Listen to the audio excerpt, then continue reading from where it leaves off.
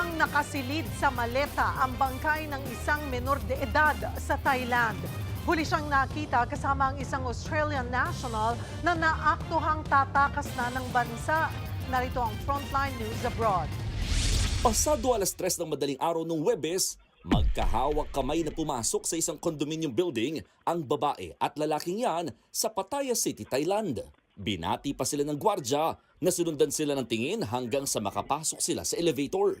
Yan na pala ang huling araw na makikitang buhay ang babae na napag-alamang 17 anyos na Thai national. Ang kasama naman niyang lalaki, isang Australian national. Sa isa pang CCTV footage na inilabas ng mga pulis, makikita ang dayuhan na lumabas ng building, hatak-hatak na ang isang itim na maleta. At ang maletang yan, natagpuan ng mga otoridad sa madamong bahagi malapit sa riles ng tren sa kalapit na probinsya nitong Sabado. At nang buksan, dito na raw tumambad sa kanila ang katawan ng biktima na walang saplot.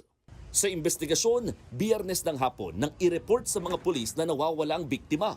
Ayon sa kaibigan nito, huling nakita ang dalaga kasama ang dayuhan sa isang beach.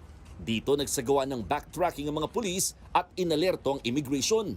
Naaresto ang Australian national sa airport na pabalik na sana ng kanyang bansa.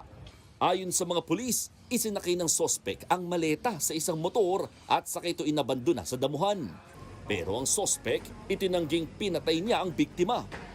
No, why you kill her? You kill her, right? No?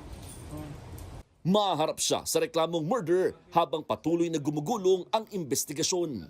Nagbabalita mula sa Frontline, Mon Gualvez, News 5. Mga kapatid, Cheryl Cosing po. Maging maalam at may pakialam sa mga napapanahong issue at headlines. Mag-follow at mag-subscribe na sa social media pages ng News 5.